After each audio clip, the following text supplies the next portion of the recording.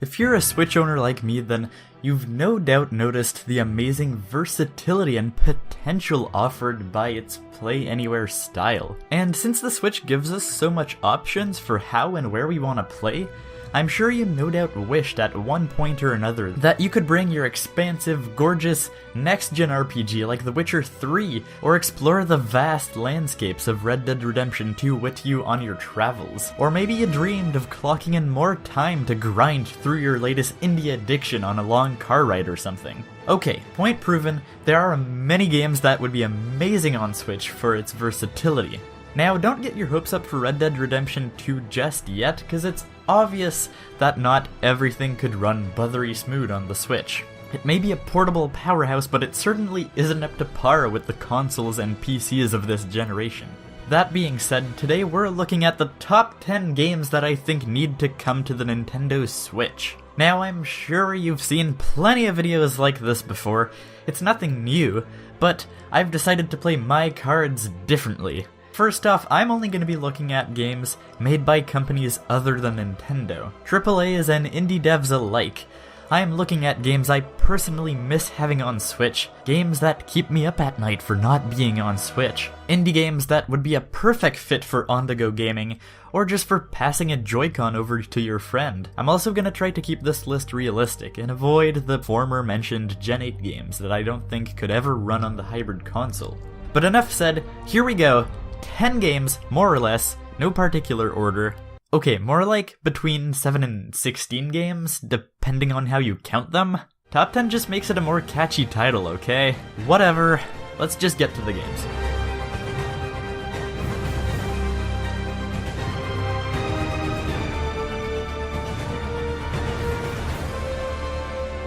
Hello everybody, my name is Skullkid, and in this month's discussion video, we're looking at the games that I personally really wish we had on Switch. I'm keeping things a little simpler this time around because it's exam month going on right now, so I don't really have that much time to do an in-depth analysis on a game or anything. But since E3 is fast approaching, I thought I would use this video to give a bit of my wish list in a sense for games I want on Switch. That's right, I am looking at you developers. Take this as your official push in the back of me letting you know if you bring your game to Switch, I'll be the first to buy it. Now let's kick things off with one truly colorful indie game, and that is, of course, Slime Rancher. Now Slime Rancher is essentially, think of it as a farming game, sort of like Stardew Valley, but instead of just managing your crops, you're upgrading your ranch to hold some cute little amazing slime balls. Pretty much you can upgrade their enclosures, make them happy, play them some music, you get to build a little farm to grow some crops to feed them. It's all a bunch of cool resource management, but it's really just a joy to play. It's a super laid-back, relaxing game that still makes some elements of action as you try to go out in the wild to capture and fight against some slimes, but once you get back, it's up to making tough decisions to make sure that your slimes are well tended to while having some spare money and resources to allow for expansion. If you want to see more about it, I made an indie showcase about it a while back, but overall, it's just a really relaxing game, and I think it would be a great fit on the Switch, because it's great for little short play sessions, for great short bursts of fun. Before we get to my next game though, if you're enjoying my video so far, and you're new to the channel, I just wanted to let you know that I've been doing this monthly discussion video series for a while now, so if you're interested in that, or a bunch of other gaming related videos like unboxings, indie game showcases, or even my ongoing Zelda Twilight Princess Let's Play and much more, consider joining this small lovely community by subscribing to Skullkid Gaming for more on all things gaming.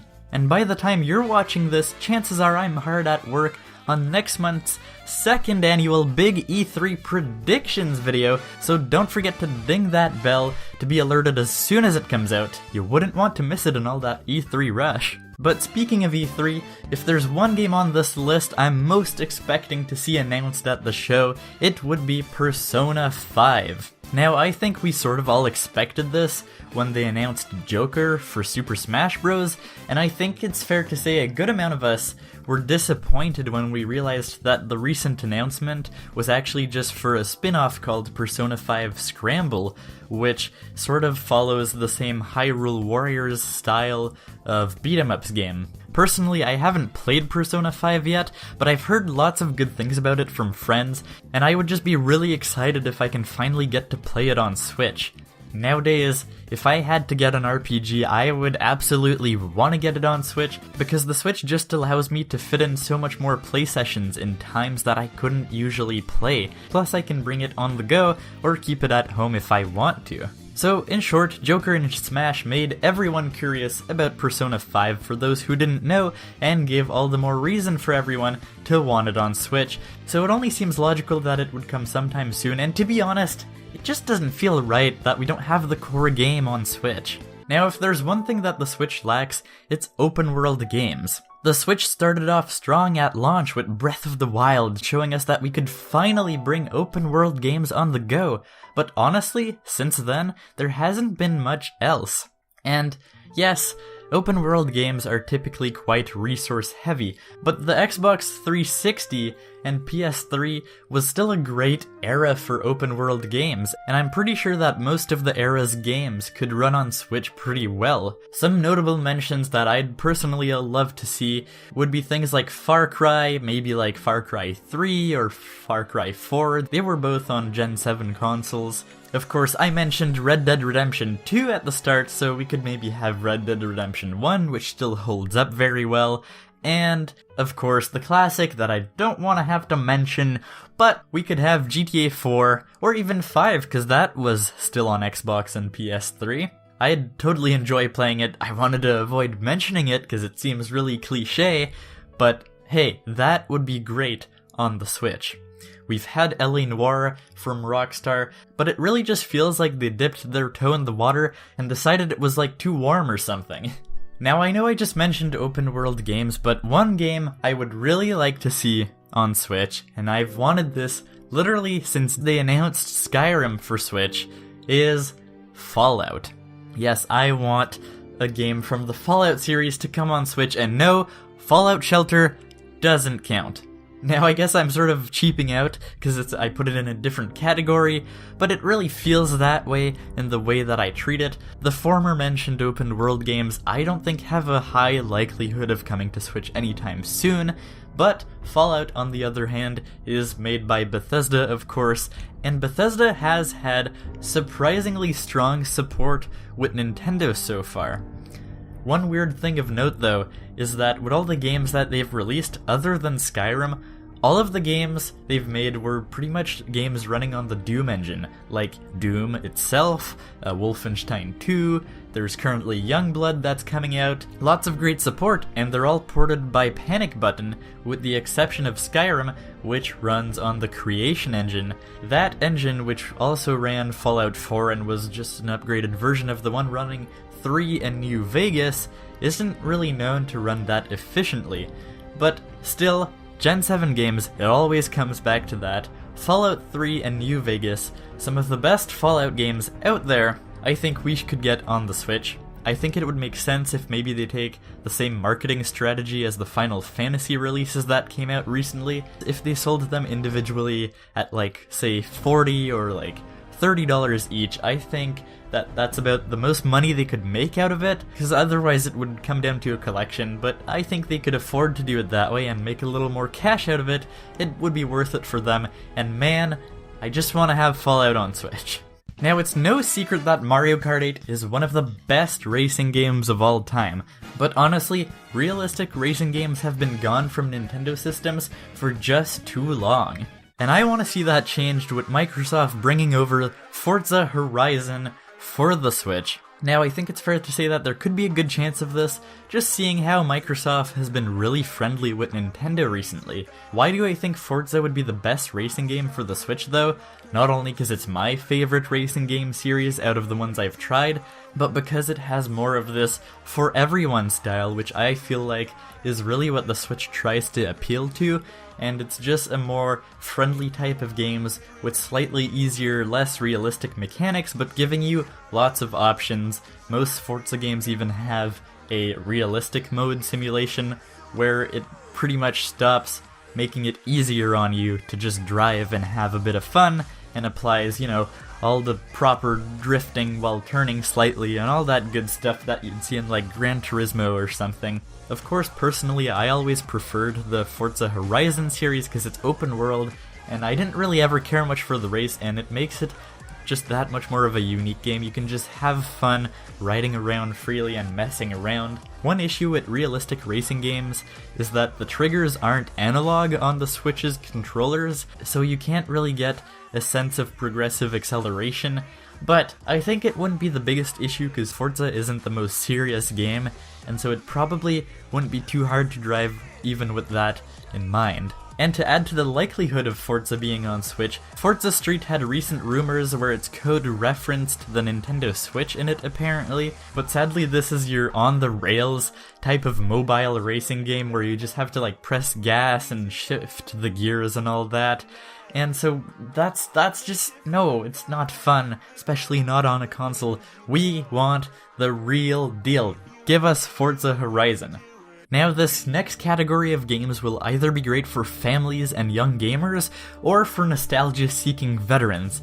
And of course, I'm talking about LEGO games. Now of course, we've got the most recent LEGO games on the Switch, but I'm talking here LEGO Star Wars or LEGO Lord of the Rings. We don't have those classics on Nintendo Switch, and it would just be great fun to have them.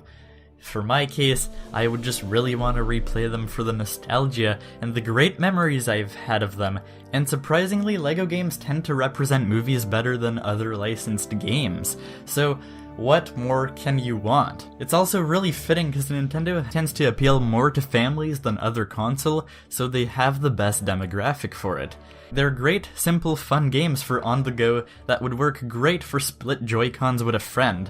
I personally recently got the LEGO Harry Potter collection because I sorta just wanted to have a game about Harry Potter. I rebought it for the Switch, and it just feels so much better that I can play it on the go, or just sort of how I want. It feels like the perfect console for the game. So it would be nice if they would sell all these classics.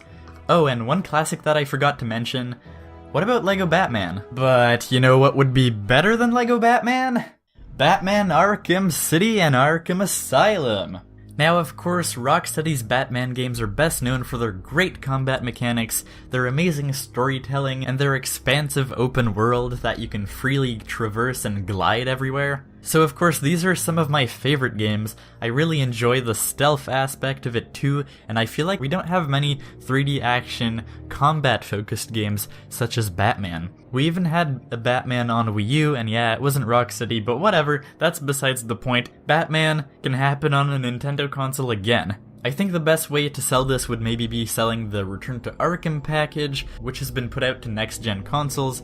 It's a Gen 7 game again, so it should work perfectly fine on the Switch. And, of course, I don't think that Arkham Knight could run. It doesn't even run flawlessly on Xbox One. Now, before we get to my final game on the list, here's one of my runner-ups, and that is Magic Arena. Now, if you didn't really know, I'm actually quite a bit into Magic the Gathering. Now, if you don't know, Magic the Gathering is another trading card game. It's probably fairly standard as card games go. Essentially, you have mana which you use to cast spells and creatures, and your creatures can fight others. It's fairly standard and has lots of different mechanics on every card that you can quickly use to make very strategic and very diverse decks, and Magic Arena is their latest video game version of the card game. It's a really solid experience compared to the previous games they've had. It's currently only on PC, but I feel like if this game had to come to any console, it would be best on Switch, because playing it on the go would be great. Now, for anyone who plays Magic Arena, don't get mad at me. I know, it's online only currently, they'd have to go the extra mile for Switch. But just imagine this, 2 players playing on a touchscreen on a table, same Switch, they have their playmat, you can drag your cards with your fingers, it's almost like playing the real thing. You're just in an airport, everyone has their decks, that would be really cool. Of course, wireless play would work well too if everyone has their own Switch. And just overall playing or like making decks anywhere or like on the bus or something, that would be pretty cool.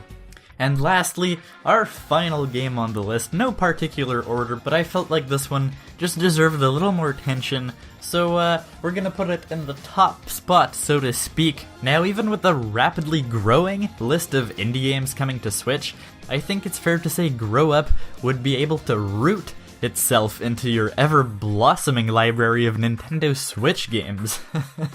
But really what makes Grow Up so special is it's such a relaxing game with some nice ambiance, and it's all part of a really nice, polygonal, brightly colored adventure. You play as Bud, who's stuck on a planet trying to collect the missing parts for his broken down ship. In the process, you end up having to grow these giant plants and climbing back up to space. It's a really fun game, and it'll have you using the triggers to grab things with your hands with the wacky little physics. It's a bit like Octodad, just a bit less crazy and more atmospheric. Of course, it's a great game to let you unwind, and I feel like this would just be a game that I would love playing in bed, because it's super relaxing. Now, this indie game, so to speak, has actually been published / made by Ubisoft. It really feels like an indie game though, but Ubisoft has had insane support for the Switch, so I feel like this isn't that far out there. It could go the extra mile and benefit from the motion controls, maybe for the camera, I feel like that would